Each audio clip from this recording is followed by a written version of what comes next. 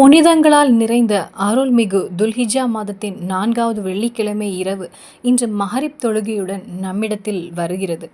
நாளை வெள்ளிக்கிழமை பகல். அல்ஹம்துலில்லாஹ். இந்த மாதத்தில் நாம் ஏராளமான நன்மைகளை செய்திருக்கிறோம். அல்லாஹு தாலா அவற்றை ஏற்றுக்கொள்வானாக. முமின்களே, இந்த துல்ஹிஜா மாதம் முடிவடைய தயாராகி கொண்டிருக்கிறது. இனி முஹரம் மாதம் வர இருக்கிறது. நம்முடைய வாழ்க்கையில் ஒவ்வொருவருக்குமே பல்வேறு பிரச்சனைகள் உள்ளன. எனக்குள்ள பிரச்சனைகள் உங்களுக்கு கிடையாது, உங்களுக்குள்ள பிரச்சனைகள் எனக்கு கிடையாது. ஒவ்வொருவருக்குமே ஒவ்வொரு சிரமங்களும் துன்பங்களும் இருக்கின்றன. இந்த சிரமங்களும் பிரச்சனைகளும் நீங்குவதற்கு குரானிலும் ஹதீஸிலும் ஏராளமான வழிமுறைகள் உள்ளன. திக்ருகள் மூலமாகவும், துவாக்கள் மூலமாகவும், தஸ்பீக் மூலமாகவும், சலவாத் மூலமாகவும் பல பிரச்சனைகளுக்கு தீர்வு கிடைக்கிறது. இன்றைக்கி நாம் பேச போவது ஒரு சக்தி பெற்ற ஒரு திக்ரை பற்றி.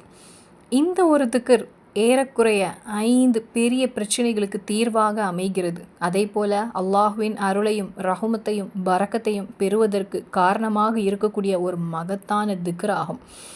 இந்த திக்ரை எப்போது சொல்ல வேண்டும், அந்த திக்ர் என்ன, எப்போது ஓத வேண்டும், அதோடைய அர்த்தம் என்ன, அது மட்டும் இல்லாமல் இந்த திக்ரை நபிமார்கள் கூறியிருக்காங்க, சஹாபாக்கள் கூறியிருக்காங்க, அவ்லியாக்கள் கூறியிருக்காங்க.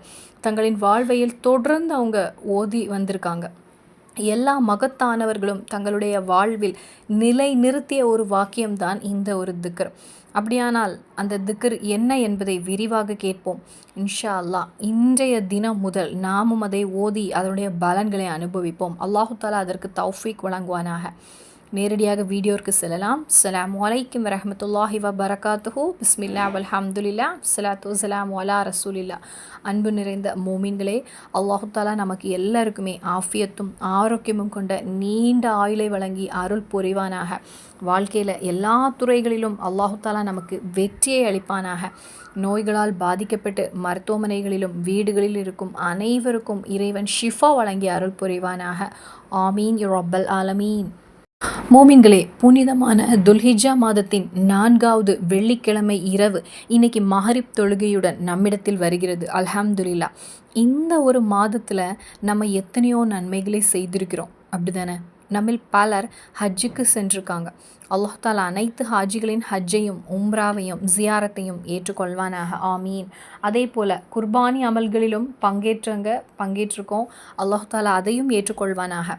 பெருநாள் நாட்களில் நாம் ஓதிய தக்பீர்களும் செய்த நற்செயல்களும் அரஃபா நோன்பும் மற்றும் நாம் செய்த அனைத்து அமல்களையும் அல்லாஹ் தாலா முழுமையாக கபூல் செய்து அருள் புரிவானாக.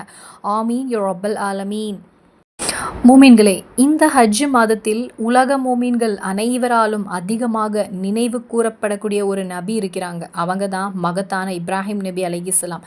இப்ராஹிம் நபியின் சிறப்புகளையும் மகத்துவங்களையும் நான் போன வீடியோவில் கூட பகிர்ந்து கொண்டேன். ஆகவே அதற்குள்ளே இனி நான் அதிகமாக செல்லவில்லை. உலகத்தில் நபி ஸல்லல்லாஹு அலைஹி வஸல்லம் அவர்களுக்கு பிறகு மோமின்கள் அதிகமாக நினைவு கூறும் நபி தான் இப்ராஹிம் நபி அலைஹிஸ்ஸலாம் அவங்க. ஏனெனில் இப்ராஹிம் நபியின் பேரில் சலாத் இப்ராஹிமியா உள்ளது. ஒவ்வொரு தொழுகையிலும் நாம் அந்த சலவாத்தை ஓதுகிறோம். ஒரு தொழுகையில் 4 முறை இப்ராஹிம் நபியின் பெயரை நினைவு கூறுகிறோம். ஒரு நாளில் 5 நேர தொழுகை தொழுகின்றவர்கள் குறைந்தது 20 முறைக்கும் மேலாக இப்ராஹிம் நபியின் பெயரை சொல்கிறாங்க. உலகத்தில் கோடிக்கணக்கான மூமின்கள் இதை தினமும் ஓதுகிறாங்க. அவ்வளவு பெரிய மகத்துவத்தை அல்லாஹு தாலா இப்ராஹிம் நபி அவர்களுக்கு வழங்கியிருக்கிறான். உலகத்தில் 1,24,000 மேற்பட்ட நபிமார்கள் இருந்தார்கள். ஆனால் அவர்களில் எவருக்குமே வழங்கப்படாத ஒரு சிறப்பு பட்டத்தை அல்லாஹு தாலா இந்த நபி இப்ராஹிம் நபி அவர்களுக்கு வழங்கினான். அது என்ன பட்டம்? கலீலுல்லா, அல்லாஹுவின் நெருங்கிய நண்பர், அல்லாஹுவின் பிரியமான அடியார் என்று அர்த்தம் கொண்ட பட்டம். அதனாலேயே இப்ராஹிம் நபி அலைஹிஸ்ஸலாம் அவர்களுக்கு அளவில்லாத மகத்துவங்கள் உள்ளன. அந்த மகத்துவங்களை பெறுவதற்கு பல காரணங்கள் இருந்தது. அவற்றில் ஒன்று அவருடைய வாழ்க்கையில் ஏற்பட்ட எண்ணற்ற சோதனைகளும் துன்பங்களும் தான். ஹஜ்ஜும் குர்பானியும் கௌபாவும் சஃபா மர்ஃபா சம்சம் நீர் இவை அனைத்துமே இப்ராஹிம் நபி மற்றும் அவருடைய குடும்பத்தின் நினைவுகளாகும். அல்லாஹு தாலா அவர்களின் குடும்பத்துடன் நம்மையும் சொர்க்கத்தில் ஒன்று சேர செய்வானாக. ஆமீன். இப்ராஹிம் நபியின் வாழ்க்கையில் ஏற்பட்ட மிகப்பெரிய சோதனைகளில் ஒன்று நம்ரூத் என்ற அகங்காரி அரசன் ஏற்படுத்திய தீக்குண்டமாகும். நம்ரூத் ஒரு கொடூரமான அகங்காரமான ஆட்சியாளன். அவன் ஒரு மிகப்பெரிய தீக்குண்டத்தை உருவாக்கினான். அந்த தீக்குண்டத்திற்குள்ள இப்ராஹிம் நபி அலைஹிஸ்ஸலாமை எரியப்பட்டாங்க. அது ஒரு மிகப்பெரிய வரலாறு. உலகத்தில் மனிதனால் உருவாக்கப்பட்ட மிகப்பெரிய தீக்குண்டங்களில் ஒன்றாக அது இருந்தது. அந்த தீயின் ஜுவலைகள் வானத்தை நோக்கி உயர்ந்தன. அதன் மேலே பறந்து சென்ற பறவைகள் கூட அதனுடைய வெப்பத்தை தாங்க முடியாமல், இந்த தீயுடைய வெப்பத்தை தாங்க முடியாமல் கீழே விழுந்தன அப்படின்னு வரலாறு நமக்கு கற்றுத்தருகிறது. அவ்வளவு பெரிய தீக்குண்டத்தை நம்ரூத் மற்றும் அவனுடைய கூட்டத்தினர் உருவாக்கினாங்க. அந்த தீ மேலும் மேலும் கொழுந்துவிட்டு எரிய வேண்டும் என்பதற்காகவே அந்த நாட்டு மக்கள் வெண்ணெய், எண்ணெய், நெய் போன்றவற்றை நேர்ச்சையாக கொண்டு வந்து அதில் ஊற்றுவாங்க. என் மகனின் நோய் குணமாக வேண்டும், என் கஷ்டம் நீங்க வேண்டும் என நினைத்து மக்கள் அந்த தீக்குள் நெய்யையும் விறகுகளையும் கொண்டு வந்து போடுவாங்களாம். இப்படி பல மாதங்களாக எரிந்து கொண்டிருந்த ஒரு மிக பெரிய தீக்குண்டமாக அது இருந்தது. ஆனால் ஏன் அந்த தீக்குண்டம் உருவாக்கப்பட்டது? ஒரே ஒரு மனிதரை எரித்து அழிப்பதற்காக. அவங்க யாரு? மகத்தான இப்ராஹிம் நபி அலைஹிஸ்ஸலாம். நம்ரூத்தின் மிகப்பெரிய எதிரியாக இருந்த இப்ராஹிம் நபியை எரித்து கொல்வதற்காகவே அந்த தீக்குண்டம் உருவாக்கப்பட்டது. வரலாற்றில் கூறப்பட்டது, அந்த தீக்கு அருகில் கூட செல்ல முடியாத அளவுக்கு வெப்பம் இருந்தது. அதனால் ஒரு பெரிய கவன் போன்ற கருவி உருவாக்கப்பட்டு அதில் இப்ராஹிம் நபி அலைஹிஸ்ஸலாம் அவர்களை வைக்கப்பட்டு தீக்குள்ள எரியப்பட்டிருக்காங்க.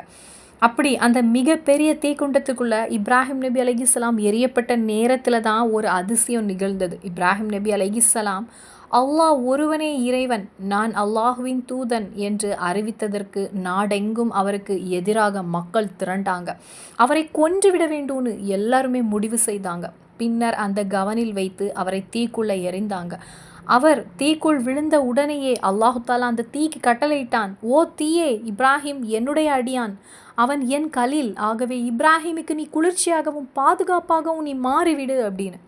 வெளியில் இருந்த அனைவரும் அந்த தீ வெப்பமாக இருந்தது. வெளியில் நின்று கொண்டிருந்த அனைவருக்குமே அந்த தீயுடைய வெப்பம் தாங்க முடியவில்லை.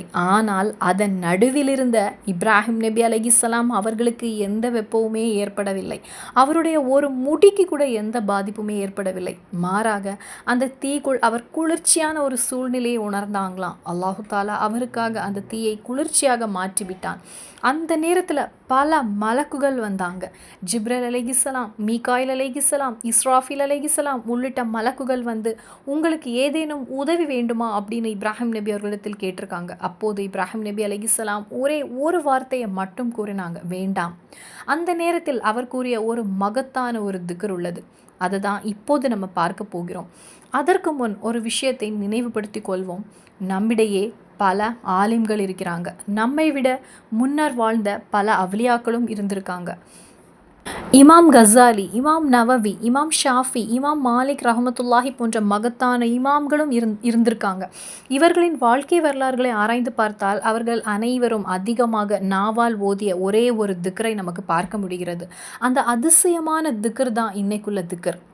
இப்ராஹிம் நபி அலைஹிஸ்ஸலாம் தீக்குண்டத்தின் நடுவில் கூறிய திக்ர் இதுவே. இந்த மகத்தான அவ்லியாக்களும் தங்களுடைய வாழ்க்கையில் தொடர்ந்து ஓதிய திக்ரும் இதுவே. இந்த திக்ரை ஓதுவதால் என்ன பயன் தெரியுமா?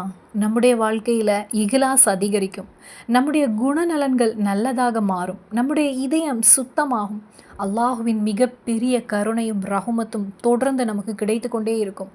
தவறான சிந்தனைகள் மனதில் தோன்றாது, நன்மைகளை செய்ய வேண்டும் என்ற எண்ணம் அதிகரிக்கும்.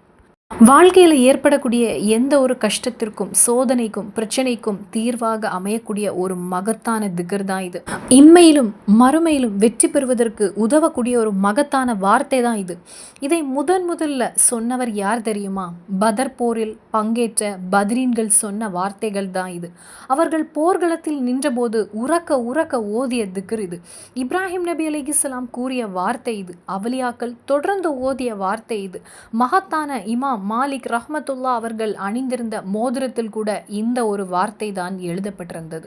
ஒரு முறை அவர்களுடைய மாணவர்கள் அவர்களிடத்தில் கேட்டாங்க, உங்களுடைய மோதிரத்தில் என்ன எழுதியிருக்கிறது என்று கேட்டபோது இமாம் மாலிக் அவர்கள் எழுதின அந்த வார்த்தை அதை ஓதுவதும் எழுதி வைத்திருப்பதும் பாதுகாத்து வைத்திருப்பதும், அது மோதிரத்தில் இருந்தாலும் சரி, ஒரு காகிதத்தில் எழுதி வைத்திருந்தாலும் சரி, வீட்டில் வைத்திருந்தாலும் சரி, இம்மையிலும் மறுமையிலும் வெற்றியை கொண்டு வரக்கூடியதாகும். இந்த திக்ர மகான்கள் நமக்கு கற்றுத்தருவது ஒரு நாளைக்கு 450 முறை ஓதுவது சிறந்ததாகும். அதற்கு மேல் ஓதலாம், குறைவாகவும் ஓதலாம், எவ்வளவு முடியுமோ அவ்வளவு ஓதலாம். ஆனால் மகான்கள் குறிப்பிட்ட எண்ணிக்கை 450 ஆகும். பெண்கள் மாதவிடாய் நாட்களிலும் ஓதலாம், உலு இருந்தாலும் ஓதலாம், இல்லாவிட்டாலும் ஓதலாம். தொழுகை நேரமாக இருந்தாலும் இல்லாவிட்டாலும் ஓதலாம். எந்த நேரத்திலும் ஓதக்கூடிய ஒரு மகத்தான திக்ர் தான் இது. இந்த திக்ருடைய அர்த்தம் மிகவும் அழகானது. அல்லாஹு எனக்கு போதுமானவன், என்னுடைய எல்லா காரியங்களையும் ஒப்படைப்பதற்கு மிக சிறந்த பொறுப்பாளன் அல்லாஹு தாலா. அல்லாஹ் தான் மிக சிறந்த பாதுகாவலன், அவனை தவிர வேறு எந்த பாதுகாவலனும் இல்லை. என்னுடைய எல்லா காரியங்களையும் ஏற்று நடத்துபவன் அல்லாஹ் தான் என்பதுதான் இதனுடைய அர்த்தம். தீக்குண்டத்தின் நடுவில் இப்ராஹிம் நபி அலைஹிஸ்ஸலாம் கூறிய திக்ர் தான் இது. மகத்தான அவலியாக்கள் உயர்ந்த அந்தஸ்தை அடைவதற்கு காரணமான திக்ர் தான் இது. பதர் போரில் இருந்த வீரர்கள் யுத்தத்திற்கு முன்பு கூறிய திக்ர் தான் இது. நபிமார்கள் கூறிய திக்ர் தான் இது. அவலியாக்கள் கூறிய திக்ர் தான் இது. மகத்தான இமாம் மாலிக் அவர்களின் மோதிரத்தில் எழுதப்பட்டிருந்த திக்ர் தான் இது. அதனால இன்ஷா அல்லாஹ் நாமும் இந்த திக்ரை நாம் ஓதி பழகி கொள்வோம். இனி அந்த திக்ர் எதுன்னா, ஹஸ்புன் அல்லாஹு வ நிஅமல் வக்கீல், ஹஸ்புன் அல்லாஹு வ நிஅமல் வக்கீல். சிலர் கேட்கக்கூடிய ஒரு விஷயம், ஹஸ்புன் அல்லாஹு வ நிஅமல் வக்கீல் என்று ஓத வேண்டுமா, அல்லது ஹஸ்பி அல்லாஹு வ நிஅமல் வக்கீல் அப்படின்னு ஓத வேண்டுமா, இதில் ஏதேனும் வித்தியாசம் இருக்கிறதா என்று. இரண்டு முறையிலும் நாம் ஓதலாம். இரண்டு முறையில் கூறினாலும் அதற்கென்ற நன்மை ஒன்றுதான். ஏனென்றால் அதன் அர்த்தத்தை பாருங்கள். ஹஸ்புன் அல்லாஹ் என்று சொன்னால் எங்களுக்கு அல்லாஹு தாலா போதுமானவன் என்று அர்த்தம். பலர் சேர்ந்து ஓதும் போது கூறக்கூடிய வார்த்தை அது. ஹஸ்பி அல்லாஹ் என்று சொன்னால் எனக்கு அல்லாஹு தாலா போதுமானவன் என்று அர்த்தம். தனியாக இருக்கும் ஒரு அடியான் தனது சார்பாக சொல்வது அது. அதனால் நீங்கள் தனியாக இருந்தால் ஹஸ்பி அல்லாஹ் என்று சொல்லலாம். பலர் சேர்ந்து இருந்தால் ஹஸ்புன் அல்லாஹ் என்று சொல்லலாம். எப்படி சொன்னாலும் நல்லது தான். எந்த வடிவத்தில் சொன்னாலும் அதற்கென்ற நன்மை கிடைக்கும். அதனால் நாம் அனைவரும் இந்த திக்ரை அதிகமாக ஓதி பழக வேண்டும். இறைவா, எனக்கு நீயே போதுமானவன், எங்களுக்கு நீயே போதுமானவன், ஹஸ்புன் அல்லாஹு வ நிஅமல் வக்கீல், அல்லாஹு தாலா எங்களுக்கு போதுமானவன், எங்களுடைய காரியங்களை ஒப்படைப்பதற்கு மிக சிறந்த பொறுப்பாளன் அல்லாஹு தான், அல்லாஹ் தான் மிக சிறந்த பாதுகாவலன். அதனால் அவலியாக்களும் பத்ரீன்களும் சஹாபாக்களும் நபிமார்களும் மிக பெரிய சொத்தாகவும் பெரும் முதலீடாகவும் இருந்ததுதான் இந்த ஹஸ்புன் அல்லாஹ். இந்த ஒரு வாக்கியத்திற்கும் இந்த ஒரு திக்ருக்கும் பொதுவாக வழங்கப்படும் பெயர் தான் ஹஸ்புனத். அதனாலேயே இன்ஷா அல்லாஹ் இந்த ஹஸ்புனத்தை உறுதியாக பற்றி கொள்ளுங்கள். வாழ்க்கையில் வெற்றி இன்ஷா அல்லாஹ் நிச்சயமாகும். அல்லாஹு தாலா ரப்புல் இஸ்ஸத் இந்த வெள்ளிக்கிழமை இரவின் பரக்கத்தாலும் நாளை வெள்ளிக்கிழமை பகலின் பரக்கத்தாலும் இன்ஷா அல்லாஹ் நம்மை அருள் புரிவானாக. இனி வரவிருக்கும் மாதங்கள் முஹரம் மாதம், அதன் பிறகு சஃபர் மாதம், ரபியுல் அவ்வல் மாதம் என பல சிறப்புமிக்க மாதங்களும் நாட்களும் நம்மை நோக்கி வர இருக்கின்றன. அதனால் இன்ஷா அல்லாஹ் வரவிருக்கும் மாதங்களிலும் வருடங்களிலும் நமக்கு ஏராளமான நன்மைகளையும் வெற்றிகள் கிடைக்கவும் எல்லா விதமான ஆபத்துகளிலிருந்தும் பாதுகாப்பு கிடைக்கவும் இந்த ஹஸ்புனத் திக்ரை நாம் அதிகமாக ஓதுவோம். வீட்டிலிருந்து வெளியே செல்லும் போதும் வீட்டிற்கு திரும்பி வரும்போதும் பயணத்திலும் எந்த நேரத்திலும் எப்போதும் ஓதக்கூடிய ஒரு மகத்தான திக்ர் தான் ஹஸ்புன் அல்லாஹு வ நிஅமல் வக்கீல், நிஅமல் மௌலா வ நிஅமன் நசீர். இன்ஷா அல்லாஹ் இந்த திக்ரை ஓதுவதன் மூலம் கிடைக்கும் அனைத்து நன்மைகளையும் நமக்கு கிடைக்கக்கூடிய கூட்டத்தில் இறைவன் நம்மை சேர்த்தருள்வானாக. அல்லாஹு தாலா நம் அனைவருக்கும் அதற்கு தௌஃபீக்கை வழங்கி அருள் புரிவானாக. ஆமீன். நமக்கு இருக்கக்கூடிய கடன் சுமைகள் இருந்தால் அந்த கடனை அல்லாஹு தாலா எளிதாக அடைத்து தருவானாக. நோயால் சிரமப்படுகின்றவர்களுக்கு முழுமையான ஷிஃபாவை இறைவன் வழங்குவானாக. வேலை தேடிக்கொண்டிருப்பவங்களுக்கு நல்ல ஹலாலான வேலை வாய்ப்பை இறைவன் வழங்குவானாக. திருமணம் தாமதமாக இருக்கக்கூடியவங்களுக்கு நல்ல துணையை வழங்குவானாக. குடும்ப பிரச்சனைகளால் கவலைப்படுகின்றவர்களின் கவலைகளை இறைவன் நீக்குவானாக. குழந்தை பேர் வேண்டி துவா செய்யக்கூடியவங்களுக்கு நல்ல சந்ததிகளை இறைவன் வழங்குவானாக. கல்வியிலும் தொழிலும் வியாபாரத்திலும் வாழ்க்கையில் எல்லா துறைகளிலும் அல்லாஹு தாலா பரக்கத்தையும் வெற்றியை வழங்குவானாக. இந்த ஹஸ்புன் அல்லாஹ் திக்ரை தொடர்ந்து ஓதக்கூடிய தௌஃபீக்கை அல்லாஹு தாலா நம்ம அனைவருக்கும் வழங்குவானாக. மூமின்களை, இந்த திக்ரை உங்களுடைய வாழ்க்கையில் ஒரு பகுதியாக மாற்றிக்கொள்ளுங்கள். வெறும் ஒரு நாள் 2 நாள் அல்ல, தொடர்ந்து ஓதி பழங்குங்கள். ஹஸ்புன் அல்லாஹு வ நிஅமல் வக்கீல், நிஅமல் மௌலா வ நிஅமன் நசீர். இந்த திக்ரை நாவால் மட்டுமல்ல, இதயத்தோடு சொல்லுங்கள். அல்லாஹுவின் மீது முழுமையான நம்பிக்கையோடு ஓதுங்கள். அப்போது அல்லாஹு தாலா உங்களுக்காக போதுமானவனாக இருப்பான்.